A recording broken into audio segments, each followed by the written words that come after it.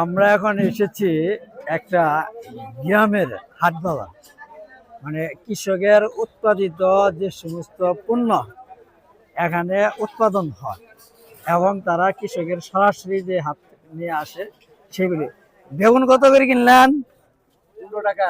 15 টাকা কেজি। জি। আহ, 2 কেজি 30 টাকা। 2 কেজি 30 টাকা। জি। এলে আপনার নিজের উৎপাদিত ক্ষেতের জিনিস নাকি?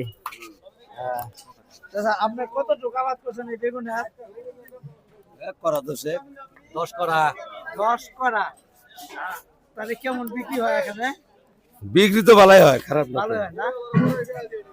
এই দেখুন বেগুন, আমাকে 1 কেজি নেন।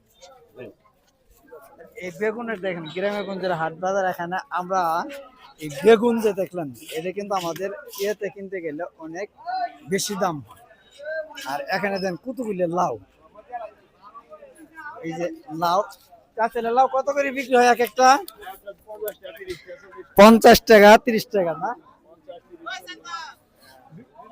যে লাউ, লাল শাক।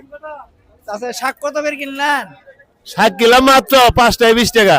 5 টাকা 20 টাকা। খুবই সস্তা। খুবই সস্তা। হ্যাঁ, গ্রাম আসলে খুবই সস্তা দেখলাম আসলে।